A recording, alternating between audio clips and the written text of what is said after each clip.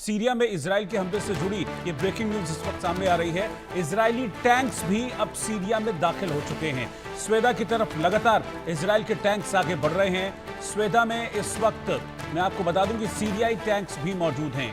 दियरा में भी ग्राउंड ऑपरेशन की तैयारी वहां पर चल रही है। तो ग्राउंड ऑपरेशन के लिए भी अब इजराइल पूरी तरीके से तैयार नजर आ रहा है, क्योंकि इजराइल ने जो अटैक्स किए उसमें सैन्य मुख्यालय, रक्षा मंत्रालय और राष्ट्रपति भवन को तो निशाना बनाया ही बनाया, लेकिन जो इजराइल ने जो सीरिया की सैन्य ताकत है उसको भी निशाना बनाया है। सीरियाई टैंक्स को निशाना बनाया गया है। और अब खबर ये मिल रही है कि इजराइल के टैंक्स भी सीरिया में दाखिल हो चुके हैं, ऐसी खबरें मिल रही हैं। यानी कि ग्राउंड बैटल के लिए भी इस वक्त इजराइल तैयार दिख रहा है। ये अचानक से तो नहीं होगा हिमांशी जी, इसकी प्लानिंग कुछ चल रही होगी, कुछ चल रहा होगा इजराइल के दिमाग में, और तभी एकदम से ये बड़ा वेल प्लान्ड दिख रही हैं चीजें। जी रोहित जी, देखिए जो ड्रूज कम्युनिटी है हाँ। ये अकेली ऐसी कम्युनिटी है जो इजरायली सेना में अनिवार्य सेवा देती है।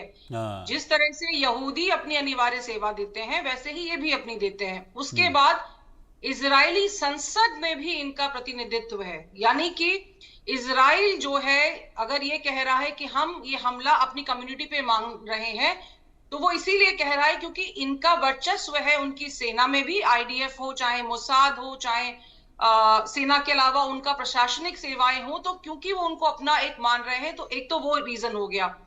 दूसरा, अभी बेंजामिन नेतन्याहू के ऊपर जिस तरह से आरोप लगे हुए हैं ब्राइबरी एंड कुछ मिस अप्रोप्रिएशन के, तो वो उस समय केस संसद में सॉरी कोर्ट में वो पेश हुए थे और उन्होंने शायद इसको एक तरीके से छद्म आवरण दिया है देश को एक युद्ध में ढकेलने के लिए।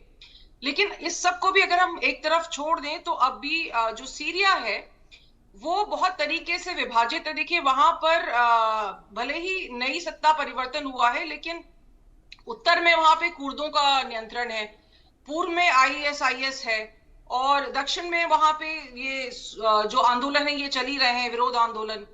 इसके अलावा इजराइल ईरान को भी एक तरीके से मैसेज देना चाहता है कि देखिए भले ही हमने आपके ऊपर डायरेक्ट हमले रोक दिए हैं, हालांकि अभी कुछ मोसाद ने हमले किए हैं ईरान के ऊपर, लेकिन जो ट्रम्प साहब कह रहे थे कि पीस पीस सीज फायर, उसको भी एक तरफ रखते हुए नेतन्याहू ने अभी तो देखिए टैंक भी इनके आ रहे हैं, तो सीरिया पे हमला एक तरीके से ईरान को भी ये बताना है, क्योंकि सीरिया ईरान और रशिया से मदद लेता है, तो उनको भी ये बताना है कि भाई हम जो है इंडिपेंडेंट हैं, सोवरेन हैं, और हमारा जहां हमें लगेगा कि हमारे लोगों की जान को खतरा है तो हम हमला करेंगे। और ये एक तरीके से अगर आप देखें तो अपने अंदर रहने वाले ड्रूज समुदाय को भी नेतन्याहू ये संदेश देना चाह रहे हैं कि हमारा ये जो मूल समुदाय है जो हमारे पास रह रहा है, इसकी रक्षा के लिए हम प्रतिबद्ध हैं। तो ये एक तीर से दो निशाने कर रहे हैं। एक तरीके से तो इंटरनेशनल मैसेज दे रहे हैं ईरान और रशिया को, दूसरा इंटरनली अपनी जो पावर है उसको भी मजबूत कर रहे हैं। और इस तरीके से अगर ये करते हैं तो कुछ समय के लिए और ही विल बाय टाइम्स, लेकिन इसके बहुत ज्यादा दूरगामी प्रभाव हो सकते हैं, क्योंकि पूरा मिडिल ईस्ट देखिए फिर से इन्होंने युद्ध के मुहाने पे खड़ा कर दिया है। क्योंकि ये हमले जो है सिर्फ ऐसा नहीं था कि इन्होंने सेना के मुख्यालयों पे भी किए हैं, लेकिन कई जगह ऐसा है कि सेना के अलावा जो आम जनता है उसको भी निशाना बनाया गया है। तो कहीं ना कहीं ये अपनी पावर को स्ट्रॉन्ग कर रहे हैं और पूरे विश्व को एक हिदायत दे रहे हैं कि डोंट मेस विद इजराइल। और क्षेत्रीय युद्ध का खतरा बढ़ रहा है, क्योंकि लगातार इनकी जो जिस तरह की नीति है, जिसको विस्तारवादी नीति आप कह सकते हैं, नेतन्याहू उस पे चलते हुए मुझे नजर आ रहे हैं कि चाहे वो अपना मिलिट्री वर्चस्व बढ़ाएं, चाहे वो जमीनों पे कब्जा करें, लेकिन वो किसी ना किसी तरीके से युद्ध में अपने देश को ढकेल रहे हैं बार बार और निरंतर। Over to you.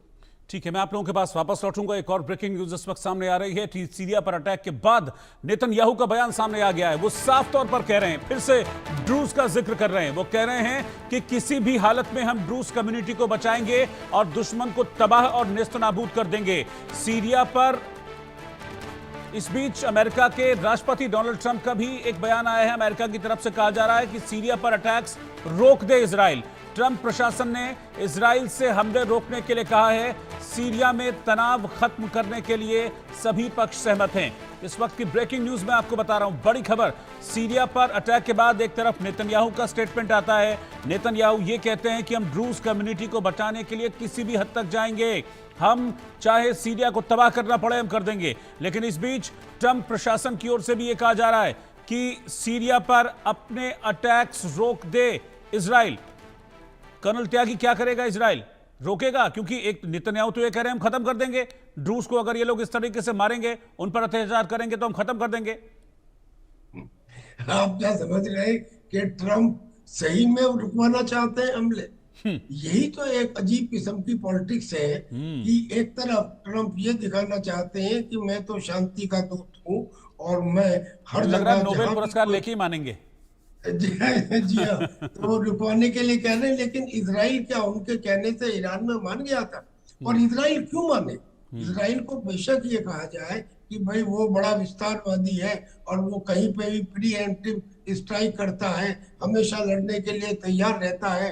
टर्की बोलता है कि इजराइल तो अमेरिका का बिगड़ा हुआ गुंडा बच्चा है, और जो ईरान है वो बोलता है कि अभी तो इन्होंने डेमस्कस पर हमले किए हैं, अब अगली कौन सी राजधानी होगी। ये सब कमेंट्स है और कमेंट चलते रहते हैं, मार के बाद में पुकार होती है।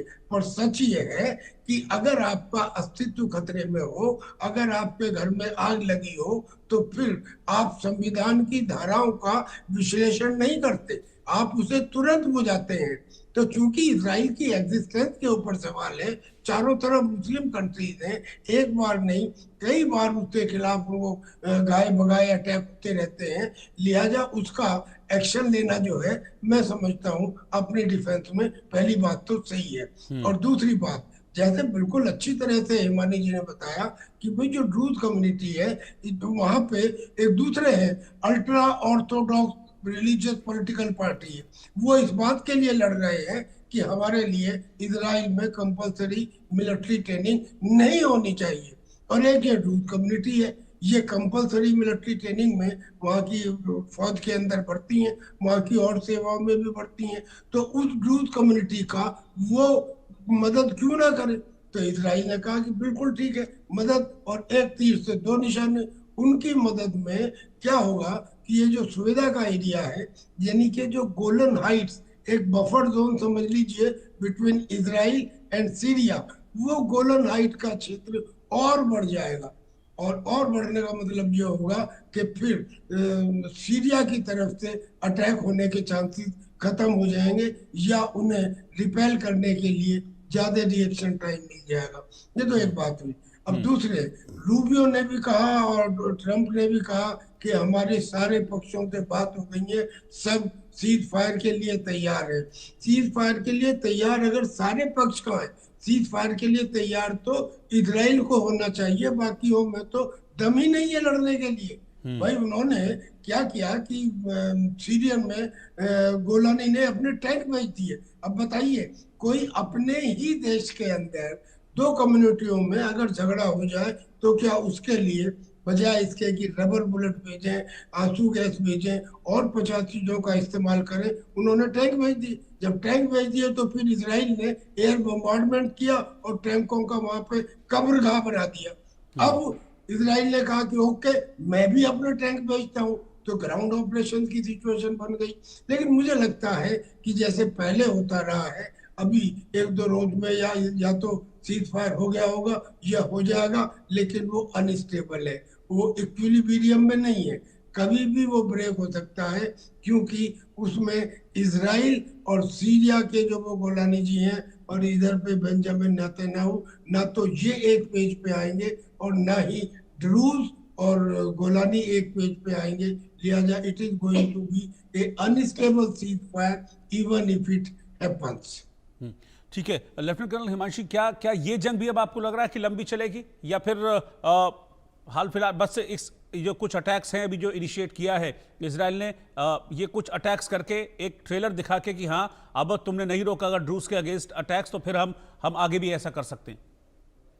रोहित जी, ये जंग बहुत लंबी नहीं चलेगी। देखिए, ट्रंप का ऑलरेडी बयान आ गया है। ट्रंप का, sorry if I may sound little rude, but वो क्या करते हैं, टॉमी छू, बस वो उतना बोल देते हैं।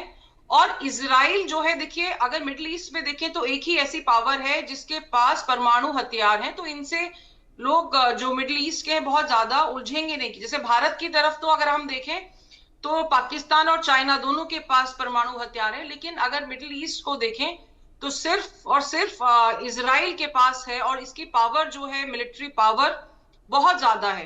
ये कहीं ना कहीं ईरान को भी धमकाने की कोशिश कर रहा है, और ये एक उकसावा भी है क्योंकि वो 400 केजी जो यूरेनियम था वो अभी तक बरामद नहीं हुआ है। तो ये किसी ना किसी तरीके से छद्म तरीके से उकसाता रहेगा वॉर के लिए। अब जो जरूरत है वो ये है कि अगर सीरिया में इस तरह का कुछ हो रहा है ड्रूज कम्युनिटी के खिलाफ, तो उसकी निष्पक्ष जांच होनी चाहिए। देखिए ये हर जगह आप दादा बनने खड़े हो जाते हो, उसकी जरूरत नहीं है। कहीं ना कहीं वर्ल्ड कम्युनिटी को, यूएनएससी को एक निष्पक्ष जांच करके बताना चाहिए, और उनको एक तरीके से शांति और मानवीय सहायता सुनिश्चित की जानी चाहिए। होता क्या है, कहीं पे भी इस तरह की छुटपुट घटनाएं होती हैं, उसके बाद दूसरी कंट्रीज उसमें इन्वॉल्व होकर लड़ाइयां शुरू कर देती हैं, जो कि एक वैश्विक संकट बन जाता है। लेकिन इस समय इजराइल भले ही कई मोर्चों पे लड़ रहा हो, चाहे वो ईरान में भी मोसाद के थ्रू हमले करा रहा है, या गाजा पट्टी पे भी लड़ रहा है, हूतियों के खिलाफ भी लड़ रहा है, सीरिया में भी अब उसने नया मोर्चा खोल दिया है, उसके बावजूद इसकी मिलिट्री पावर बनिस्बत और आसपास की जो छोटी छोटी कंट्रीज हैं उनके स्ट्रांग है, और अमेरिका इसको समर्थन देता ही रहेगा। तो जब तक अमेरिका का वरद हस्त इसके सिर पे है ये नहीं मानेगा। लेकिन ये पर्टिकुलर लड़ाई बहुत दिन तक चलेगी नहीं, क्योंकि सीरिया किसी भी तरीके से बहुत स्ट्रांग पोजीशन में नहीं है। जैसा मैंने पहले बताया था कि उसके आंतरिक विरोध बहुत ज्यादा है, वो चारों तरफ से घिरा हुआ है। तो उसकी कोशिश ये रहेगी कि अगर ट्रंप ये प्रपोज कर रहे हैं तो वो पीछे हट जाए, या फिर जहां है वहीं स्टेटस को मेंटेन कर ले। समझाना नेतन्याहू को होगा। तो अगर वो समझ जाते हैं तो शायद शांति की बहाली हम बहुत जल्दी सुन लेंगे।